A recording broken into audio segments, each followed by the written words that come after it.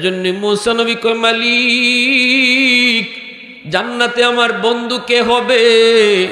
আল্লাহ কয়, একজন কসাই। মুসা নবী কয়, মালিক ঠিকানা কও, আমি তার খবর নিব কোন আমলের কারণে সে জান্নাতে আমার বন্ধু। আল্লাহ কয়, তুমি যাও, যাই নিজে খবর নাও। মুসা নবী ঠিকানা নিয়ে চলে আসলেন। আয়েশা তারে পাইলেন। মুসা নবী কয়, ভাই আমারে তুমি একটু তোমার বাড়ির মেহমান বানাইবানি। লোকটাই কয়, ঠিক আছে ভাই চলেন, কারণ মেহমান আসলে পরে মেহমানে কমায় না। আমার নবী বলছেন মেহমানে বাড়ায়া দেয়া যায়। মান আরাদা আইয়াবসুতার রিজকা ফালইউকরিম দাইফা আও কামা ক্বালান নবিয়্যু আলাইহিস সালাম। আমি আপনি মনে করি মেহমান আইলে পরে আমার কমে, কিন্তু নবী বলে মেহমান আইলে পরে বাড়ে। আমারটা ঠিক না নবীরটা ঠিক? আমারটা ঠিক না নবীরটা ঠিক? ওই দিকে ওই কসাই লোকটা কয়, ঠিক আছে চলেন, আপনি আমার বাড়িতে চলেন। মুসা নবী নিজের পরিচয় দিলেন না, নিজের পরিচয় মুসা নবী দিলেন না। বাড়িতে আসলেন, আসার পরে দেখেন লোকটা মার রুমে আগে ঢুকছে, সন্তানের কাছেও আগে যায় নাই, বউয়ের রুমেও আগে ঢুকে নাই। মার রুমে যে ঢুকছে, ঢুকেই মারে বিছানার থেকে কুলে তুলছে, বিছানার থেকে কুলে তুলছে। কবুতরের বাচ্চার মতো মা বৃদ্ধ হইয়া একদম গুজা হয়ে গেছে। এই মাটারে নিজের কোলের মধ্যে উঠাইয়া হাতের মধ্যে যে খানা নিয়ে আসে, এই খানাটা মারে খাওয়াইতেছে। গোশতের সুরবা খাওয়াইতেছে। এই অবস্থায় তার তার ছোট দুইটা বাচ্চা, ঘরের মধ্যে ছোট দুইটা বাচ্চা বাবার পা পড়ে গেছে। কয়, আব্বু সারাদিনে কিছু খাই নাই, আব্বু সারাদিনে কিছু খাই নাই, বাবা আমাদেরকে কিছু খাওয়ান দেন। তখন বাবা ছেলেদের মাথায় হাত বুলায়, আদর করে কয়, বাজান একটু অপেক্ষা করো, আগে তোমাদের দাদুরে খানা খাওয়ায় নেই, খানা খাওয়ানোর পর এরপরে তোমাদেরকে খানা দিব। মুসা নবী সব দেখতেছেন, মুসা নবী সব দেখতেছেন। মা ছেলের হাতের খানা খায়, মা ছেলের হাতের খানা খায়, আর বীর কইরা কি যেন দোয়া করে। মুসা নবী কয়, ভাই ইনি কে? কয়, মা এই দুইটা বাচ্চা কার? তোমার? বলে হা। তোমার নিজের? কয় হা নিজের। বাচ্চাগুলি এত কষ্ট, সন্তানের জন্য বাবা মা জীবন দেয়া দেয়, আর তোমার সন্তানটা পেটের ক্ষুধায় তোমার পায়ে পড়ে গেল, অথচ তোমার হাতে খানা সন্তানরে খানা দিলায় না। এভাবে কেন দিলায় না? আমি আমার মারে আগে খাওয়াই, এরপরে নিজেরা খাই। মুসা নবী কয়, বাইরে এটা কতদিন যাবত তুমি এই আমলটা করো? কয়, 40 বছর যাবত। মুসা নবীর চোখ দিয়ে দূর দূর করে পানি ঝরে। মুসা নবীর মার কথা মনে পড়ে গেছে। মুসা নবীর আম্মা যেদিন মারা যান, ওই দিন আল্লাহ ডাক দিয়া কয়, মুসা আজকে কিন্তু তোমার আম্মা মারা গেছে। আল্লাহ তার নবীরে কয়, মুসা আজকে কিন্তু তোমার আম্মা মারা গেছে, অতএব পিছনে আর দোয়া নাই, এখন থেকে কদম বাড়াইতে হুশে খুশে কদম দিও, কারণ বিপদ আইলে আমি আল্লাহ মার দোয়ার উসিলায় বিপদ কাটটা দিতা। মুসা নবী মার কথা মনে পড়ে গেল, মুসা নবীর মার কথা মনে পড়ে গেল। মুসা নবী কান্দে আর বলতেছে, বাইরে মারে তুমি এইভাবে 40 বছর যাবত আগে খাওয়া? বলে হ।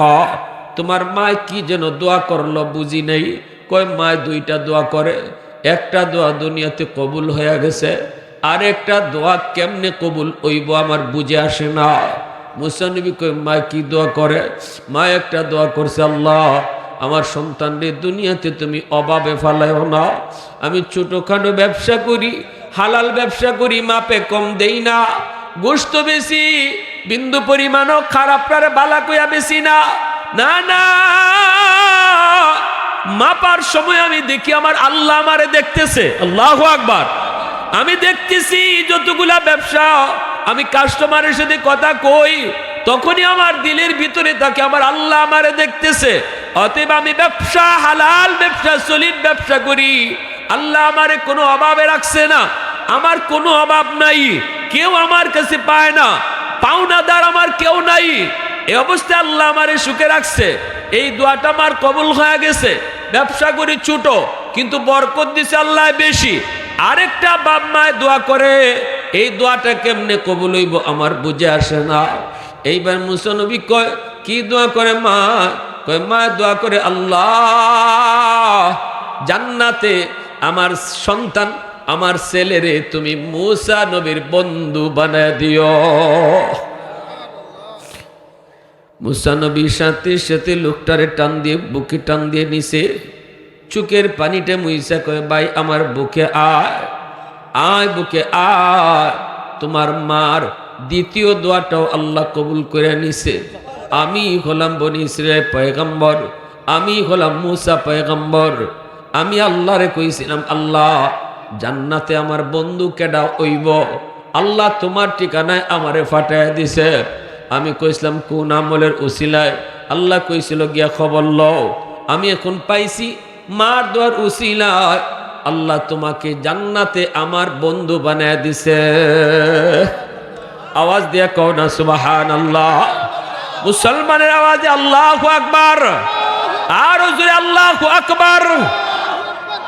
আহাদুন লাইসা কামিসলিক সামাদুন লাইসা কাফাদলিক লিমানিল মুলকু তুগুই তু সাজাওয়ার খুদাই তো খুদা বন্দে আমি নি তো খুদা বন্দে সারি তো খুদা বন্দে জমিনি তো খুদা বন্দে সামাই তু রহিমি তু করিমি তু সমিঈ তু বসিরি তু মুইজ্জি তু মুদিল্লি তু মালিকিল আরশি বজাই বরি আজ চৌচির ই বরি আজ সুরত রঙ্গি বরি আজ ইজ্জ নিয়াজি বরি আজ বেমুমিদি বরি আজ খুরদন ও খুফতন বরি আজ তোহমতে মরদন বরি আজ বেমুমিদি বরি আজ রঞ্জবালাই।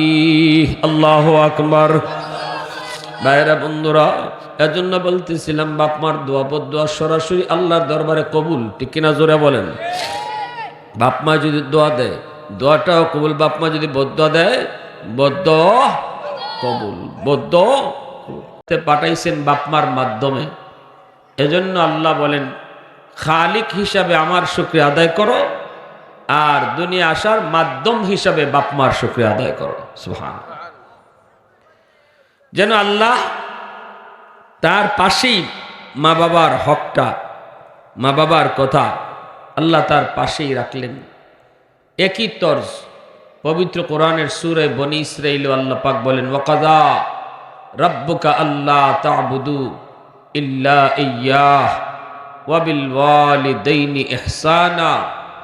প্রথম নির্দেশ আল্লাহর হক, বন্দেগী করব শুধুমাত্র কার? গোলামি করব কার? সেজদা দিব কার পায়ে? ধন দৌলত চাইমো কার কাছে? আল্লাহর কাছে। কেউ যদি মনে করে আল্লাহ যেমন ধন দৌলত দেয় আমার পীর সাহেবও দেয়, আমার দয়াল বাবাও দেয়, তাইলে ইমান থাকবে না যাবে? ইমান থাকবে না যাবে? চলে যাবে, ইমান থাকবে না। এজন্য আল্লাহ বলেছেন চাইবা তো আমার কাছে চাও, আমরা আল্লাহর কাছে চাইব, ঠিক কিনা? দরগার মাজারে গিয়া কিছু চাইয়েন না। দরগাওয়ালা শাহজালাল রহমতুল্লাহ আলাইহি আল্লাহর ওলি, কিন্তু দেওয়ার ক্ষমতা নাই। দেওয়ার ক্ষমতা একমাত্র কার? আল্লাহ। সাফরান মাজারে গিয়া কিছু চাইয়েন না, চাইবেন আল্লাহর কাছে। মাজারওয়ালা দেওয়ার কোনো ক্ষমতা নাই। এই আকীদা সহি বিশ্বাস রাখতে হবে। আমি একবার দরগা গেছি, জিয়ারত গিয়া দেখি এক বেটি পেট গসায় মাজারও। তা আমি আরেক পুরুষে জিগাইলাম ইরম করে কেন? হয় বাচ্চা চায়। দরগাওয়ালা বাচ্চা দিতে পারবো? জোরে খন, বাচ্চা দেওয়ার মালিক কেডা? ছেলে সন্তান যিনি দেন, মেয়ে সন্তানও তিনিই দেন, ঠিক না? এজন্য আল্লাহ পাক প্রথম নির্দেশটা দিছে, শোনো বন্ধু, তোমার রবের ফরমান গোলামি শুধু আমার চলবে, বন্দেগী আমার চলবে, ইবাদত আমার চলবে, চাইবা তো আমার কাছে চাও। এটা আমার প্রথম নির্দেশ। এরপরে আল্লাহ পাক বান্দার হকের মধ্যে সবার আগে বাপ মার হক নিয়ে আসছেন। ওয়াবিল ওয়ালিদাইনি ইহসানা, মা বাবার সাথে উত্তম আচরণ করো। সুবহানাল্লাহ। নিজের হক আগে বলছেন, এরপরেই বান্দার হকের মধ্যে বাপ মার হকের কথা আগে নিয়ে আসছেন কোরআনের অনেক জায়গায়। আমার ভাইরা বন্ধুরা, যুবক, ওয়াবিল ওয়ালিদাইনি ইহসানা, মা বাবার সাথে উত্তম আচরণ করো। নির্দেশটা দিয়েছেন কে? কেমনে আমরা বাপ মার সাথে উত্তম আচরণ করব? আল্লাহ পাক তাফসীর শুরু করে দিলেন। ইম্মা বলে আল্লাহ পাক ব্যাখ্যা শুরু করলেন, কেমনে আমরা বাপ মার সাথে উত্তম আচরণ করব। আল্লাহ বলেন, শোনো, আমি আল্লাহ তোমারে ব্যাখ্যা করে বুঝাই। আল্লাহ পাক তার কোনো হুকুম জারি করার পর নিজে ব্যাখ্যা করেন নাই, নবীর দেখে দেখে আমরা শিখছি। আকিমুস সালাত, নামাজ কায়েম করো, রুকু কেমনে করব, সাজদা কেমনে করব, নামাজ কেমনে পড়মু, এটা কিন্তু আল্লাহ পাক ব্যাখ্যা করে কোরআনে আমাদেরকে বলে নাই। শুধু বলছে আমার বন্ধুরে দেখে দেখে নামাজ শিখো। আমরা নবীর দেখে দেখে নামাজ শিখছি, কেমনে রুকু করতে হয়, কেমনে সাজদা দিতে হয়, কেমনে বসতে হয়, কেমনে দাঁড়াইতে হয়। কিন্তু যুবক, একমাত্র মা বাবার হক, ওই মা বাবার হকের বিষয়টা আল্লাহ পাক বলতে যা মা বাবার সাথে উত্তম আচরণ করো, এই নির্দেশটা দিয়ে আল্লাহ পাক শেষ দিলেন না। এ কথা বলেন নাই বাকিটা আমার দোস্ত তোমাদেরকে কইব, এ কথা আল্লাহ কয় নেই। আল্লাহ কয় কেমনে মার সাথে বাবার সাথে কথা কইবা, আসো আমি আল্লাহ তোমারে ব্যাখ্যা করে বুঝা।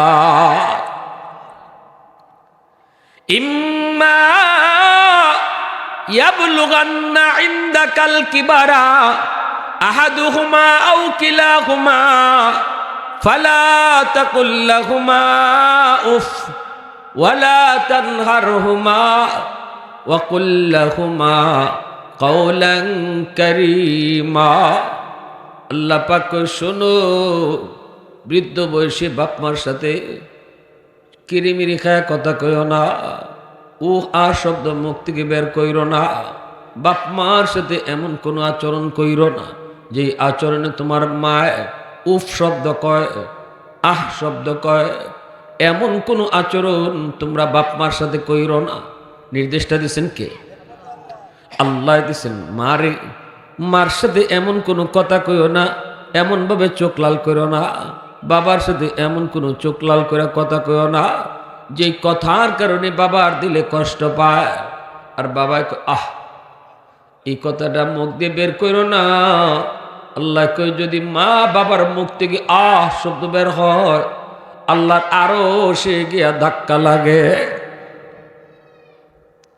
এ যুবক, তোমার আমার জিন্দগিতে আল্লাহ পাক কিছু লাইট লাগাই দিয়েছে। লাইট, এই লাইটগুলো আল্লাহ জ্বালায় দেয় নাই। এই যে এই জায়গায় লাইট লাগানো, এই লাইট যদি জ্বালাইতে হয় তাহলে কারেন্টের পাওয়ার হাউস থেকে লাইন ওকে করা লাগবে, তাহলে কিন্তু লাইট জ্বলবে, নইলে কিন্তু লাইট জ্বলবে না। লাইন যদি কাটা থাকে লাইট জ্বলবে না। স্ক্রুড্রাইভার দিয়ে তুমি সারাদিন চেষ্টা করতে পারো, একজন না 5 জন 10 জনে মিললে চেষ্টা করতে পারো, এরপরও কিন্তু লাইট জ্বলবে না যদি কারেন্টের লাইন ওকে করা না হয়, পাওয়ার হাউস থেকে যদি লাইন ওকে করা না হয়।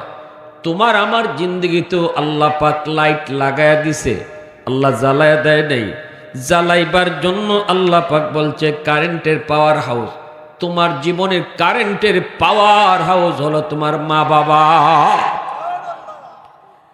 এ যুবক, ওই জায়গা থেকে লাইন তুমি ওকে করো, ওই জায়গা থেকে লাইন ওকে করো। জিন্দগির বাতি আমি আল্লাহ জ্বালায় দিব। আল্লাহু আকবার জোরে কও। বাপ মার কাছ থেকে যদি তুমি দোয়া নেও, তোমার জীবনের ওই বাতির লাইন যদি তোমার জীবনে মা বাবার দিকে ওকে তাকে যুবক, তাহলে আল্লাহ পাক বাতি জ্বালায় দিবে, নইলে কিন্তু লাইট জাল লাগানো আছে, লাইট কিন্তু জ্বলবে না, বাতি কিন্তু জ্বলবে না। বাতি যদি জ্বালাইতে হয় মা বাবার দিক থেকে তোমার জীবনের লাইন ওকে রাখতে হবে।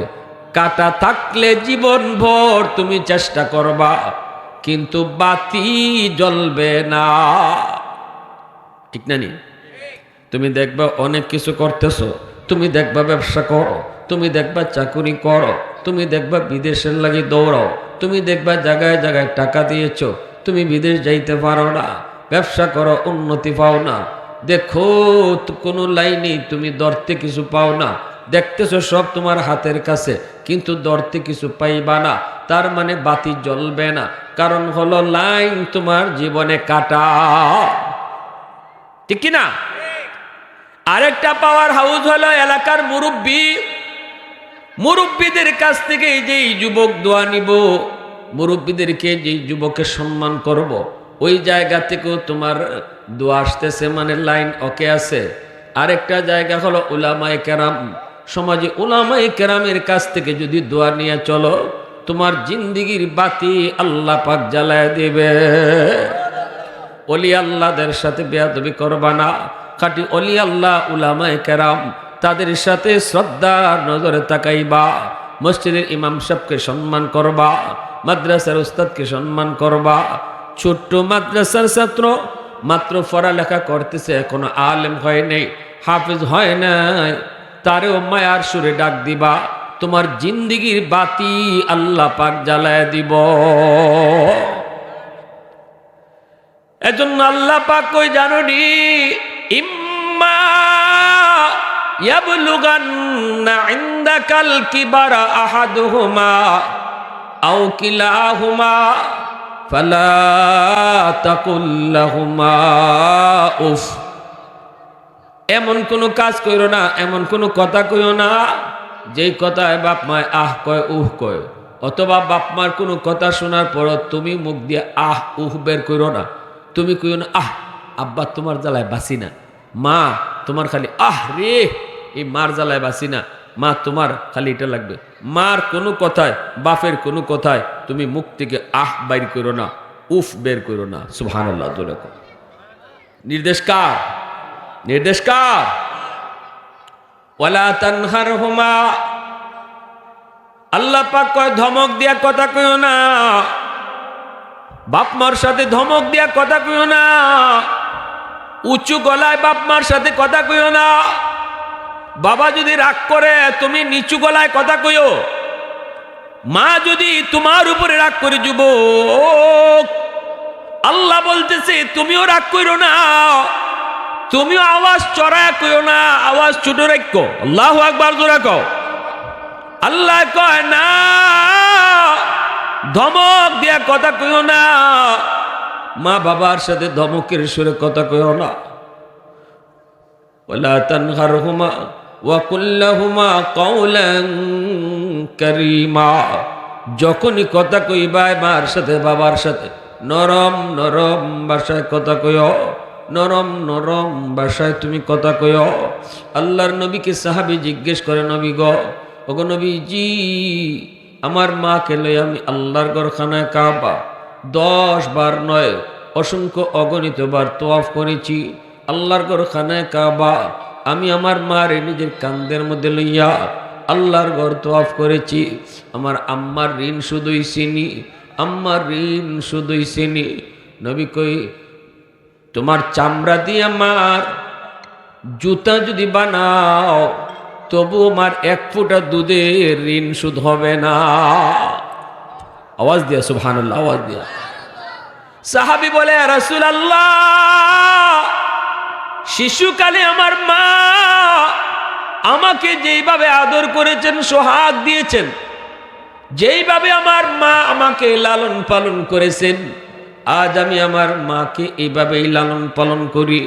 আমার মা বৃদ্ধা, মা বিছানায় শুয়ে রয়েছেন, মা উঠতে পারে না, নড়তে পারে না, চড়তে পারে না। আমি মাকে তোলায় তোলায় খাওয়াই, মাকে নিজের হাতে গোসল করাই, মার শরীরে আমি নিজের হাতে তেল মালিশ করে দিই, আমার আব্বার শরীরে আমি তেল মালিশ করে দিই। ওগো নবীজি, বাবার মুছ কাটতে গেলে বাবা টুট কেটে ফেলে, আঙ্গুল নখ কাটতে গেলে বাবা আঙ্গুল কেটে ফেলে। এই অবস্থায় বাবা বৃদ্ধ হয়ে গেছে। ওই বৃদ্ধ বয়সটা মানুষের জীবনে খুব অসহায়, কারণ বুড়া বয়সে মানুষ ছোট বাচ্চার মতো অসহায় হয়ে যায়। ঠিক আছে, পকেটে টাকা নাই, গায়ে শক্তি নাই, একটা ওষুধ লাগলো সন্তানের চেহারার পাশায় থাকে, কারণ বাবার পকেটে টাকা নাই, কোমরে জোর নাই। এজন্য বাবা নিজেরটা কিনতে পারে না। আল্লাহ পাক এই বয়সটাতে বিশেষভাবে খেয়াল রাখিস বান্দা, কারণ তোর শিশুকালেও তোর পকেটে টাকা ছিল না। তুই যখন ছোট্ট ছিলি তখন তোর খেলনা লাগবে, তোর ওষুধ লাগবে, তোর শীতের কাপড় লাগবে। ওই অবস্থায় বাবা কিন্তু নিজেরটা আগে কিনে নেয়, তুমি সন্তানের কাপড়টা আগে কিনছে। বাবা নিজের ওষুধটা আগে কিনে নেয়, তুমি সন্তানের ওষুধটাই বাবা আগে কিনছে। মনে রাখিস রে বান্দা, ওই বুড়া বয়সে আজকে বাবা তোর শিশুকালের মতো হয়ে গেছে। তুই যেমন শিশুকালে বাবার চেহারার দিকে তাকায় থাকতে, আব্বু বাজার থেকে আমার জন্য কিছু আনছনি, তোমার বাবা সেদিন তোমার জন্য বাজার থেকে কিছু না নিয়ে ঘরে আসে নাই। পকেটের টাকা না থাকলে ধার করে তোমার জন্য কিছু নিয়ে আসতো। আজকে তুমিও বাজার থেকে আসলে পরে তোমার বাবা হয়তো কইব, আব্বা ওষুধটা আনছনি, বাজান ওষুধটা আনছনি, বাবা শীতে কষ্ট পাইতেছি, একজোড়া মোজা আনছনি। এ যুবক, শিশুকালের কথাটা ইয়াদ কইরা বাবারে ধমক দিও না, কারণ শিশুকালে তোমার বাবা কিন্তু নিজেরটা না কিনা তোমারটা আগে কিনছে। শিশুকালে নিজের ওষুধটা আগে না কিনা তোমার ওষুধটা আগে কিনছে। আজকে যদি বাবা তোমারে কয়, বাজান রে ওষুধটা আনছনি, বাজান রে শীতের কাপড়টা আনছনি, তখন ধমক দিস না, চোখ লাল করে কথা কইস না, এ কথা বলিস না তোমার খালি এটা লাগবে ওটা লাগবে, আমার পকেটে টাকা আসেনি না নাই তোমার কোনো খবর আসেনি। সেদিনের কথা একটু ইয়াদ কর, বাবার পকেটে টাকা ছিল না, তবুও তোমার জন্য বাজার থেকে কিছু না লইয়া ঘরে আসে নাই। ওই কথাটা একটু চিন্তা করো। ওই দিন কিন্তু বাবা তোমার ধমক দেয় নাই। যদি তুমি বাজার থেকে আসার পরে তুমি কিছু চাইছো কিন্তু বাবা আনতে ভুলে গেছে, ধমক দেয় নাই, রাগ করে নাই, তোর খালি এটা লাগবে ওটা লাগবে এ কথা কয় নাই, বরং তোমার গালে চুমা দিয়া কইছে, আব্বু বইলা গেছি,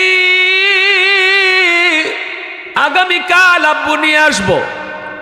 এইভাবে আদর কইরা কইরা শিশুকালে তোমার যেইভাবে তোমার আবদার গোলা পূরণ করেছে, আজকে বুড়া বয়সে বাপ মা তোমার কাছে কোনো কিছু চাইলে তুমিও এইভাবেই তাদেরকে আবদার পুরা করার চেষ্টা কইরো।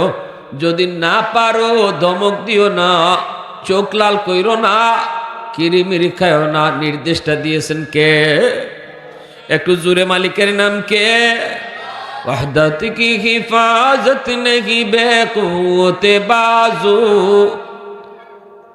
वहदत की हिफाजत नहीं बेक़ुव्वत बाज़ू, आती नहीं कुछ काम है अक़्ल खुदा दा, ऐ मर्द खुदा तुझको क़ुव्वत नहीं हासिल, जा बैठ किसी गार में अल्लाह को करिया, जा बैठ किसी गार में अल्लाह का करिया, ये सच है कि बातिल की तरफ दार नहीं हम, गद्दार न समझो गम गद्दार नहीं हाँ।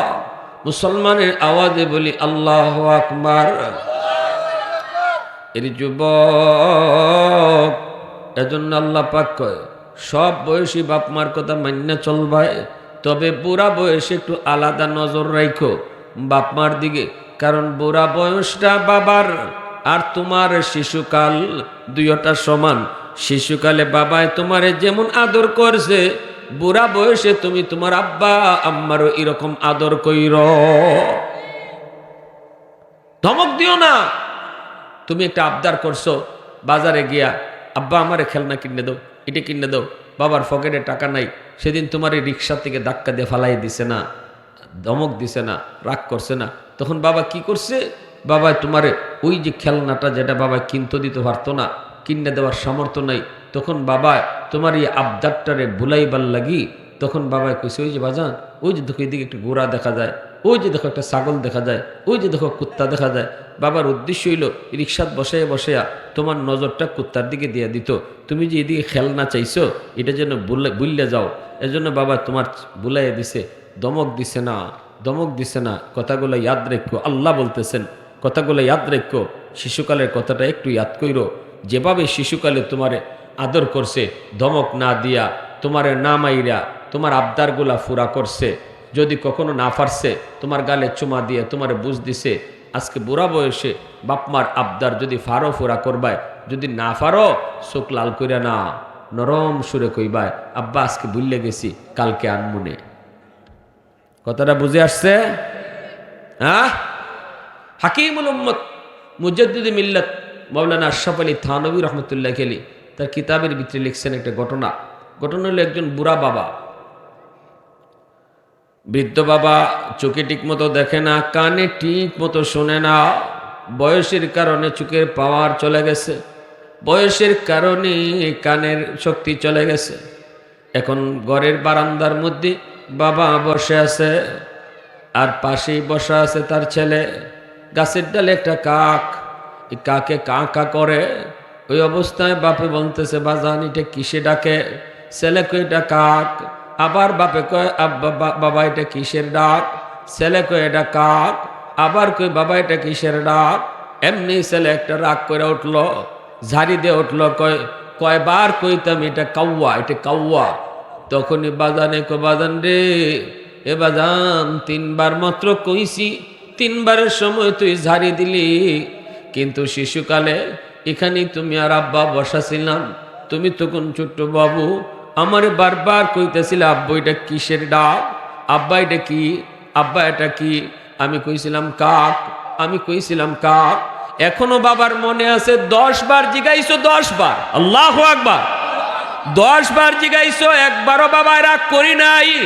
প্রতিবার তোমার গালে চুমা দিয়া দিয়া কইছি এটা কাক কাক কাক, ধমক দেই নাই। আজকে বাবায় মাত্র 3 বার জিগাইছি, তাও কানে ঠিক মতো শুনি না, এজন্য আজকে বাবারে তুই ধমক দিয়ে দিলি, আজ বাবার সাথে তুই জারি দিয়ে দিলি। ভাইরা বন্ধুরা, জন্য আল্লাহ কইতেছে, বান্দা শুন, তোর কোনো জারির কারণে যদি বাবার দিলে কষ্ট পায়, মার দিলে কষ্ট পায়, আমি আল্লাহরে তুই দুনিয়ার কোনো আমল দিয়া রাজি করাইতে পারবি না। জিন্দেগির সমস্ত নামাজ, জিন্দেগির সমস্ত রোজা, তোর জীবনের হজ, তোর জীবনের উমরা, তোর জীবনের দান সদকা, সব কিছু এক জায়গায় আমি আল্লাহ আটক রেখে দিব। আর কইব, তোর বাবার চোখের পানি, তোর মার চোখের পানি, কথা কইছো জারি দিয়া, চোখ দিয়া পানি ফেলাইছে মা, ওই চোখের পানির ফুটাগুলা আমি আল্লাহর আদালতে মামলা হয়ে দাঁড়াইছি। এই মামলাগুলা ডিসমিস না করা পর্যন্ত বান্দা তুই জান্নাতে যেতে পারবি না। আগে মার মামলা ডিসমিস কর, আগে বাবার মামলা ডিসমিস কর। সেদিন বাপ মার মামলা ডিসমিস না কইরা কোনো সন্তান জান্নাতে যেতে পারবে না। এজন্য যুবক, একটু দিলটা নরম করে কথাগুলা বোঝার চেষ্টা কইর। আল্লাহ খুশি হয় রেদার রব্বি ফি রেদাল ওয়ালিদাইন ওয়া সাখাতুর রব্বি ফি সাখাতিল ওয়ালিদাইন। বাপ মা খুশি থাকলে আল্লাহ খুশি, আর বাপ মা যদি নারাজ থাকে আল্লাহ তার উপরে নারাজ। 3 ব্যক্তির দোয়া বদুয়া আল্লাহর দরবারে সরাসরি কবুল হয়ে যায়। সালাসাতুন দাওয়াতুম মুস্তাজাবাতুন লা শাক্কা ফিহ, দাওয়াতুল মাজলুম ওয়া দাওয়াতুল মুসাফির ওয়া দাওয়াতুল ওয়ালিদ আলা ওয়ালাদিহি। 3 ব্যক্তির ভিতরে এক ব্যক্তি হলো বাপ মা। এই বাপ মার দোয়া বদুয়া, বাপ মায়ের সন্তানের জন্য যদি দোয়া করে, এই দোয়াটাও আল্লাহর দরবারে সরাসরি কবুল। বাপ মা যদি বদুয়া দেয়, এই বদ্ধ ডাইরেক্ট কবুল। এজন্য একটু মনটারে বুঝাও, যদি দোয়া নিতে পারো দোয়া কবুল। আল্লাহ নবী বলেন, শোনো, মা বাবার দোয়া, বন্দুকের গুলি মিস, বাপ মার দোয়া মিস হয় না। বন্দুকের গুলি মিস হয়, বাপ মার দোয়া মিস হয় না। ঠিক তেমনি ভাবে বন্দুকের গুলি মিস, বাপ মার বদদোয়া মিস হয় না। যদি কষ্ট পায় বদদোয়া দেলায়, এটাও কিন্তু আল্লাহর দরবারে কবুল হয়ে যায়।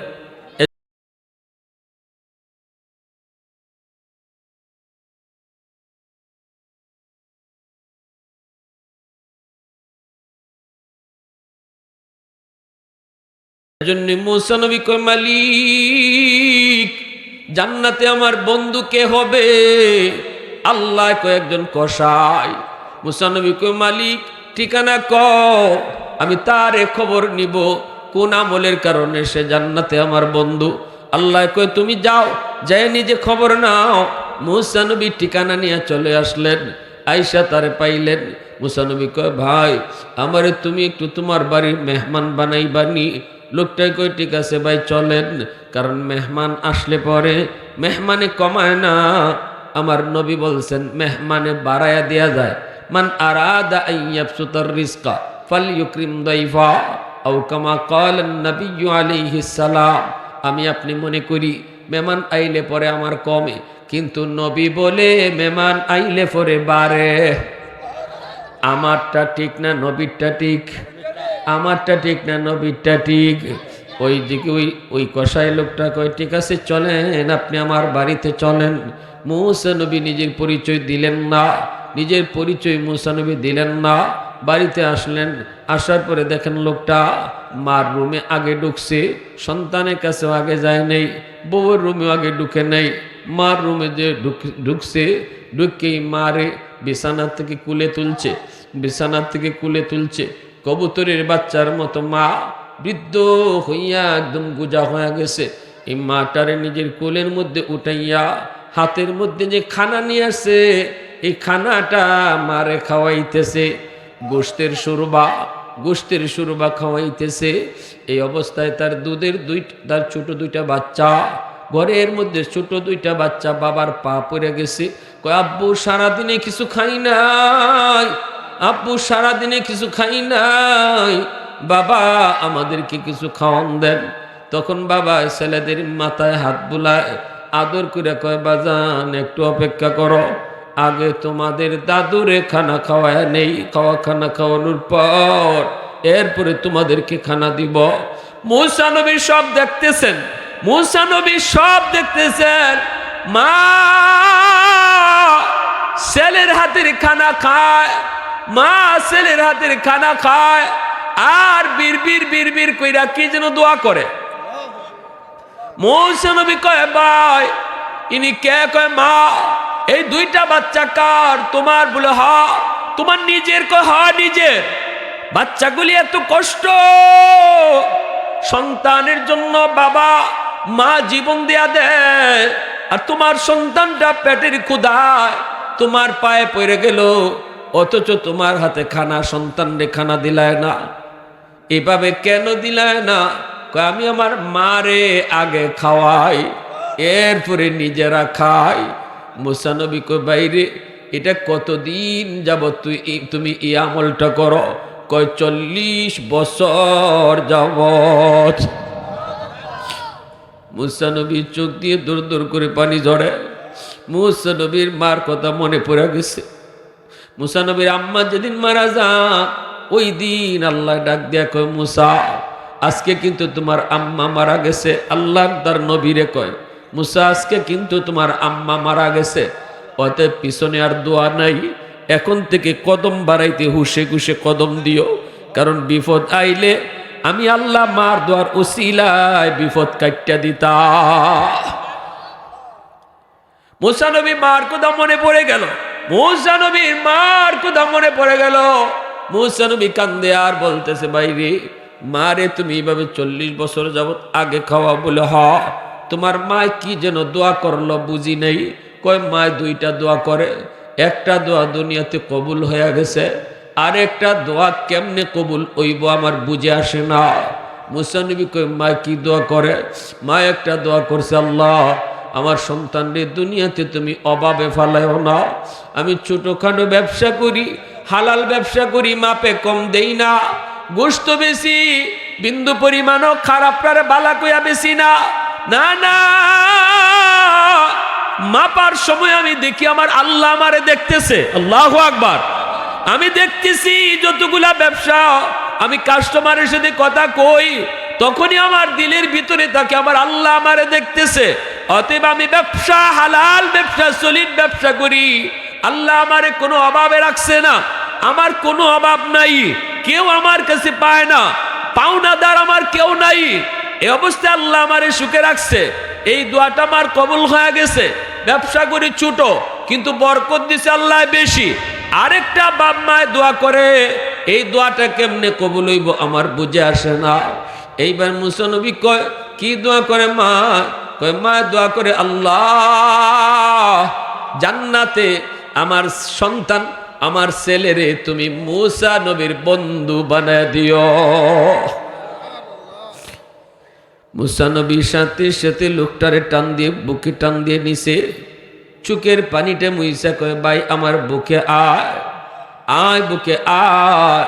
তোমার মার দ্বিতীয় দোয়াটাও আল্লাহ কবুল করে নিছে।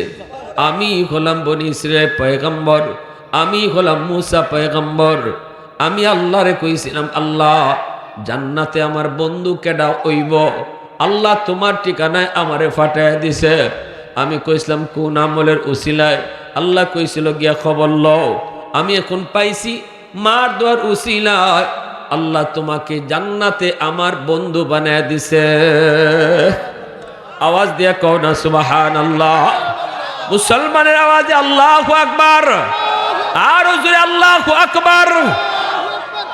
আহাদুন লাইসা কামিসলিক সামাদুন লাইসা কাফাদলিক লিমানিল মুলকু তুগুই তু সাজাওয়ার খুদাই তো খুদা বন্দে আমি নি তো খুদা বন্দে সারি তো খুদা বন্দে জমিনি তো খুদা বন্দে সামাই তু রহিমি তু করিমি তু সমিঈ তু বসিরি তু মুইজ্জি তু মুদিল্লি তু মালিকিল আরশি বজাই বরি আজ চৌচির ই বরি আজ সুরত রঙ্গি বরি আজ ইজ্জ নিয়াজি বরি আজ বিমু উমিদি বরি আজ খুরদন ও খুফতন বরি আজ তোহমতে মরদন বরি আজ বিমু উমিদি বরি আজ রঞ্জ বালাই।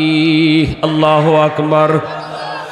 ভাইরা বন্ধুরা, এজন্য বলতেছিলাম বাপ মার দোয়া বদদোয়া সরাসরি আল্লাহর দরবারে কবুল, ঠিক কিনা জোরে বলেন? বাপ মা যদি দোয়া দেয় দোয়াটাও কবুল, বাপ মা যদি বদদোয়া দেয় বদদোয়া কবুল, বদদোয়া কবুল। কি কষ্টটা নে করছে, কি কষ্টটাই আল্লাহ মার তিনটা কষ্টের কথা কইছে কোরআনে। এই তিনটা কষ্ট শুধু মার একা, এটার সাথে বাবা শরিক না। এজন্য মার হক তিনবার আর বাবার হক একবার। খেদমতের ব্যাপারে মা বাবার থেকেও আরো 3 গুণ বেশি পাও না, কারণ মা কষ্ট করছে তিনটা, যেটার মধ্যে বাবার শরিক নেই। এক হইল 10 মাস 10 দিন ফেটে রাখছে। এটা কে রাখছে? জোরে কোন? মায় রাখছে। এর ভিতরে বাবার কোনো শরিক আছে? হ্যাঁ, পেটে সন্তান রাখা, এটা যে মহিলার পেটে সন্তান আছে সে যে রাখে সে জানে কত কষ্ট, সে জানে কত কষ্ট। একদিন 2 দিন তুমি পেটের মাঝে একটা পাথর বাঁধে আটকে দেখো। এ যুবক, 1 কেজি 2 কেজি পাথর পেটের মাঝে বাঁধে তুমি আটকে দেখো তোমার অবস্থাটা কি হয়। সেখানে একটা মা 1 মাস 2 মাস নয় 10 মাস 10 দিন তোমার পেটের মধ্যে রাখলো, তুমি কত কষ্ট দিয়েছো। মা খাইতে বসলো, মা খাইতে বসলো, তুমি মারছো কলিজায় লাথি, সাথে সাথে মা খানা থেকে উঠে মুখের বাতগুলা বমি করে সব ফালাই দিছে। সাথে জিগাইছে বাবা কি গো কি হয়েছে? তখন মা কয় না তোমার সন্তানে আমার কলিজাত লাথি মারছে। বাপের কাছে মা কিন্তু বিচার দেয় না, ঘুমের ঘরে গেছে, ঘুমায় রয়েছে। মা তুমি মা আমি মারছি লাথি কলিজায়, মা ঘুম থেকে ফাল দিয়ে উঠে গেছে, আর ঘুমায় না। গভীর রাত, সব মানুষ ঘুমায় রইছে, সব মানুষ ঘুমায় রইছে, মানব দানব পাক পাখালি দুনিয়ার সব মানুষ ঘুমের সাগরে। একজন মা, সে বিছানায় বইয়া রইছে, কারণ সন্তান কলিজায় লাথি মারছে, আর তার ঘুম আসে না। এই রুম থেকে ওই রুমে যায়, যদি স্বামীর ঘুম ভাঙ্গে, স্বামী উঠতে দেখে বিবিসা ঘুমায় না, বইয়ে রইছে। এই রুম থেকে ওই রুমে হাঁটে, চোখ দিয়া পানি পড়ে, কি হয়েছে তোমার? তখনও কয় না, তখনও পেটের সন্তানের উপরে বিচার দেয় না, স্বামীর কাছে বিচার দেয় না, এ কথা কয় না, তোমার সন্তান আমার ঘুম ভাঙ্গাইয়া দিছে। এতটা কষ্ট মা স্বীকার করেছে তোমার জন্য, আমার জন্য। দ্বিতীয় কষ্টটা হলো ডেলিভারির কষ্ট। ডেলিভারির কষ্ট, এত ব্যথা, এত যন্ত্রণা। আল্লাহ পাক রব্বুল আলামিন এই তিনটা কষ্টের কথা আল্লাহ উল্লেখ করছে। ডেলিভারির যন্ত্রণা, ডেলিভারির ব্যথা। এই ব্যথাটা যখন উঠে, তখন মা পেরেশান, পাগলের মতো হয়ে যায়, পাগলের মতো হয়ে যায়। দৌড়ে যদি হাসপাতালে আনা হয়, তখন হাসপাতালে আনার পরে তার একটা ইঞ্জেকশন দেয়। এই ইঞ্জেকশনটা কিসের ইঞ্জেকশন? ব্যথা কমানির। কয় না, পৃথিবীতে একমাত্র একটা ইঞ্জেকশন যেটা ব্যথা আরো বাড়াইবার লাগি দেয়। এ আমার আপনার ব্যথা যদি উঠে, ব্যথা কমাইবার লাগে ওষুধ খাই, ইঞ্জেকশন নেই। কিন্তু একমাত্র পৃথিবীতে মা ডেলিভারির সময় যে ব্যথাটা উঠে, এই ব্যথাটা আরো বাড়াইবার লাগে ইঞ্জেকশন দেয়। একজন এফআরসিএস ডাক্তার কইছিল, হুজুর ডেলিভারির সময় যে ব্যথাটা মায়ের সহ্য করে, এই ব্যথাটা যদি কোনো একজন যুবককে তার শরীরে ইঞ্জেকশন করে পুশ করা হয়, মুহূর্তের ভিতরে বেহুশ হইয়া মাটিতে পড়ে যাইব, মারাও যাইতে পারে। এমন একটা অবস্থার মধ্যে কত মা ডেলিভারির সময় শহীদ হয়ে যায়, কত মা ডেলিভারির সময় শহীদ হয়ে যায়। এজন্য আল্লাহ পাক রব্বুল আলামিন আরেকটা কষ্ট হলো মার, সেটা হলো সন্তানকে দুধ পান করানো। এই দুধ পান করানোটাও মার নিজেই শুধু করে, এর মধ্যে বাবার শরিক নাই। এজন্য আল্লাহ পাক মার কথা তিনবার, নবী মার কথা তিনবার কইছে। আল্লাহ পাক রব্বুল আলামিন তিনটা কষ্টের কথা কইছে, নবী মার হকের কথা তিনবার কইছে। আমরা যারা বাবা আছি, আমাদের সন্তানের প্রতি দরদ, মার দরদ সমান না বেশ কম আছে? বেশ কম আছে। জোরে বলেন, বেশ কম আসেনি না? বাপের দরদও আছে, কিন্তু বাবার দরদটা কদ্দুর? মা গোসল উসল করাইয়া বাচ্চাটারে সুন্দর কাপড় উপর ফরাইয়া তারপরে বাপের হাতে দিছে, তখন বাপে কুলে নিচ্ছে, আমার ফুত, আমার ফুত, আমার ফুত। আদর উদর কইরা একবারে সুন্দর করে তেল তুল মাখাইয়া বাচ্চারে বাবার কুলো দিছে, বাপে কুললে আমার ফুত, আমার ফুত করতেছে। এর একটু পরেই ফুলাই দিছে পেশাব কইরা। পেশাব করা মাত্র নেও না, তোমার ফুলারে নেও, তোমার ফুলারে তাড়াতাড়ি নেও। পেশাব করার আগ পর্যন্ত আমার ফুত, আর পেশাব করে দিলই এখন তোমার ফুত। এই হলো আমরা বাবার মোহব্বত। মা কিন্তু সারা জীবন সন্তানে পায়খানা পরিষ্কার করে গেল, একবারও নাকের মাঝে আগ দিল না, একবারও নাকে আগ দিল না, একবারও নাকের ফত আটকাইছে না, গন্ধ করে এই কথা কইছে না। হাই রে, যতবার দিনও 5 বার 10 বার পায়খানা করে একটা ছোট বাচ্চায়, কোনো মা এমনও তো কইতে পারতো দূর একটু পরে তো আরেকবার পায়খানা করবো, তো এখন আর পরিষ্কার করে কি হইতো, একবারেই করবো নে, যতবার পরে পায়খানা করিলাম। কোনো মা এমন করে না। মা জানতেছে এখন যে পরিষ্কার করতেছে, একটু পরে আবার পায়খানা করবো, এরপরও পরিষ্কার করে, এরপরও পরিষ্কার করে, যতবার করে ততবার পরিষ্কার করে। আল্লাহু আকবার। এই কথাটার মধ্যে মুফাসসিরিনে কেরাম, সুফিয়ানে কেরাম কইছেন যে এই যে মা সন্তানের প্রতি দরদ নিয়া বারবার নাপাক হইতেছে, তারে পাক করতেছে, একবারে করে না, বারবারই তারে ফাঁক করে দেয়। যতবার নাপাক হয় ততবারই ফাঁক করে দেয়। আল্লাহ পাকের মহব্বত মার চেয়ে 70 গুণ বেশি, 1000 গুণ বেশি।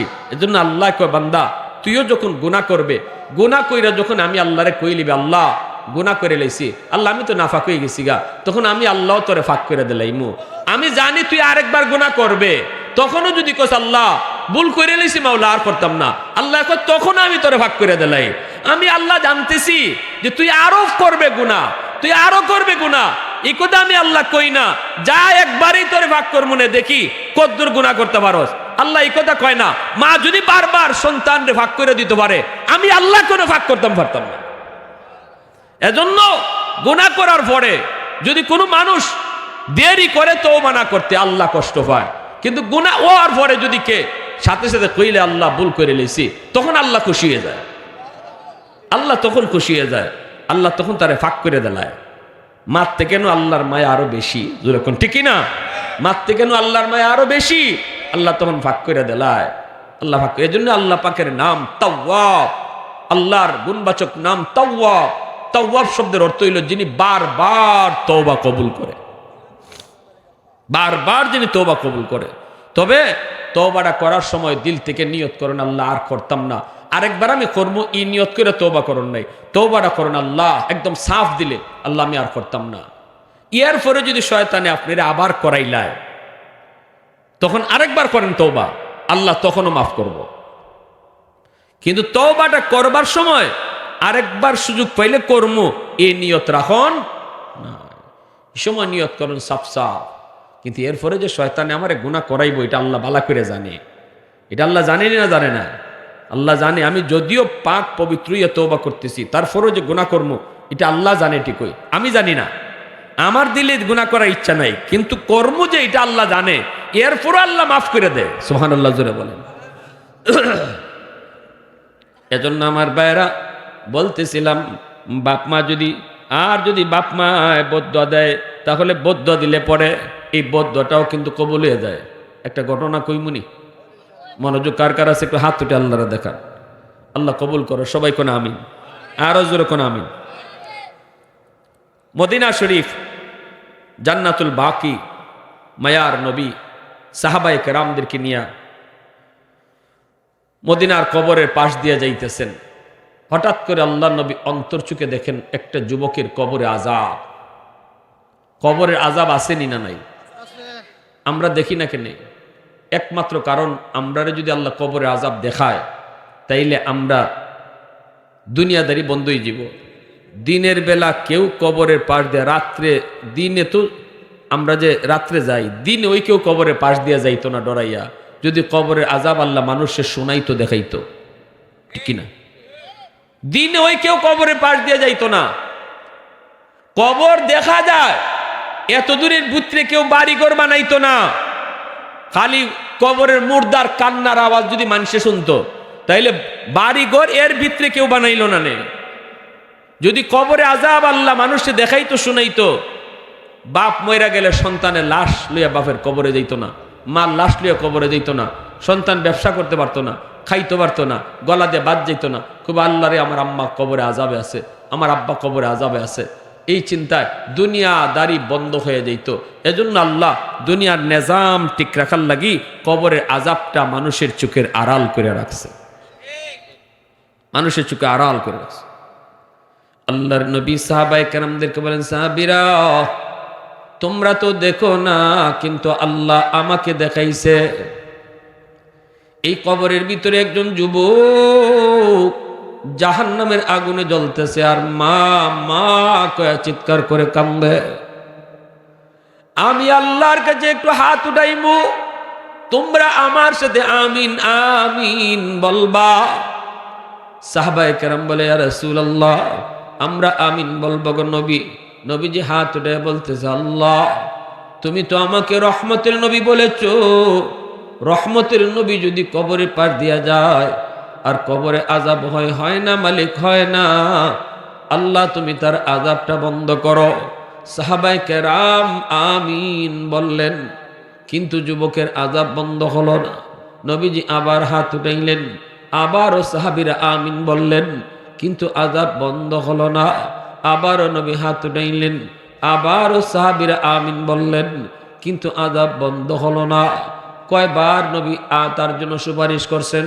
3 বার নবী সুপারিশ করছেন, কিন্তু যুবকের আযাব বন্ধ হলো না। এইবার নবী জানতে চায়, মালিক আমার হাতের দাম কি কমে গেল নাকি? ও মালিক আমার হাতের দাম তোমার দরবারে কমে গেল নাকি? আমি কি কোনো ভুল করেছি? আল্লাহ কয় না দোস্ত, তুমি কোনো ভুল করো নাই, তোমার কোনো ভুল হয় নাই। দোস্ত, গন্ডগোল হলো অন্য জায়গায়।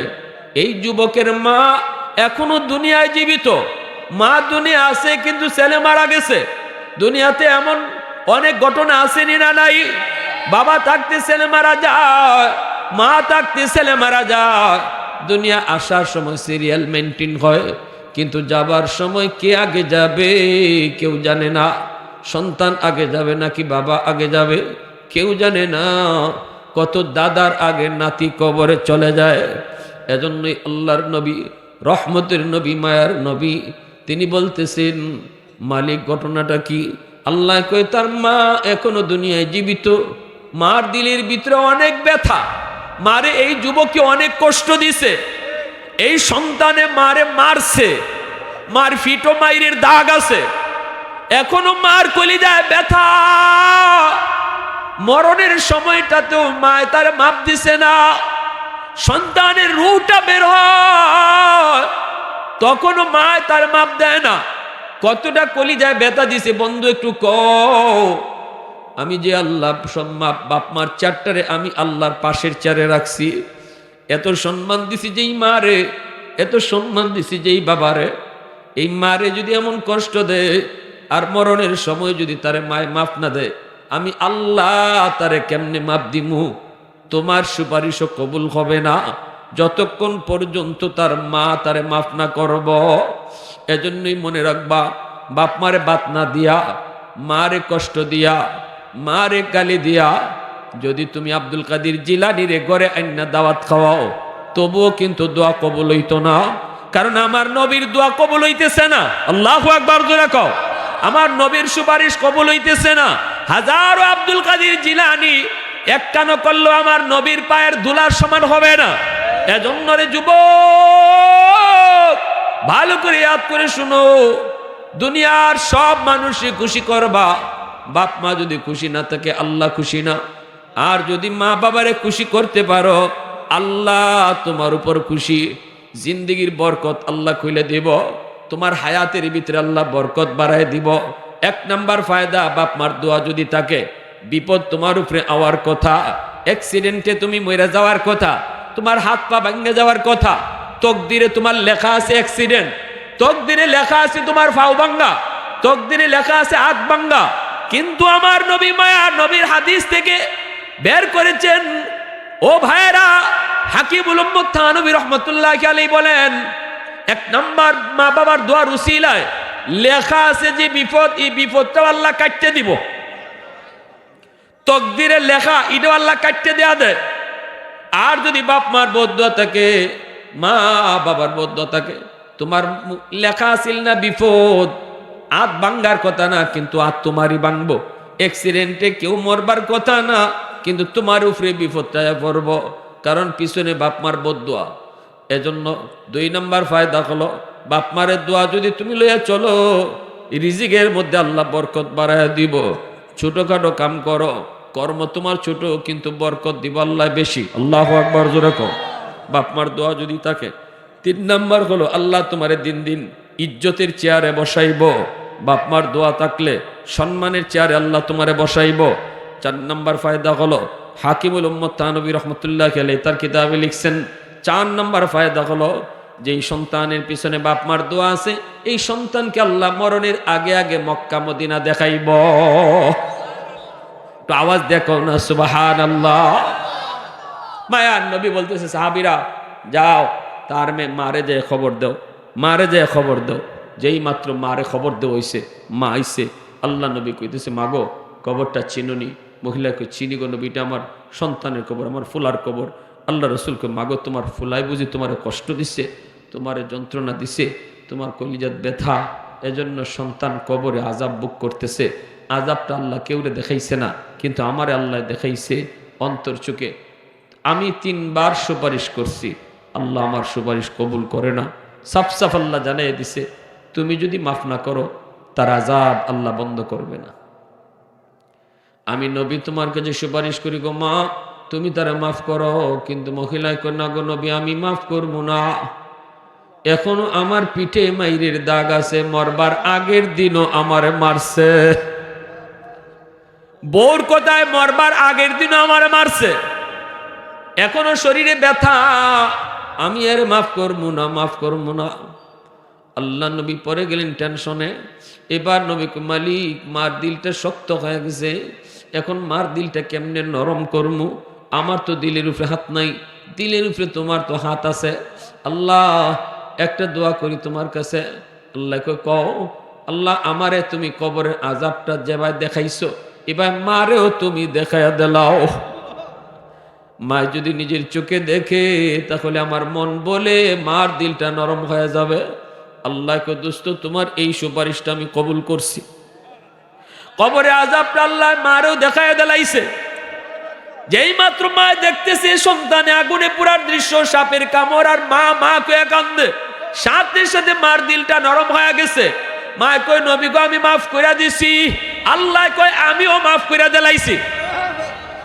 তো আওয়াজ দিয়া কও সুবহানাল্লাহ, আরো জোরে সুবহানাল্লাহ। এজন্য যুবক,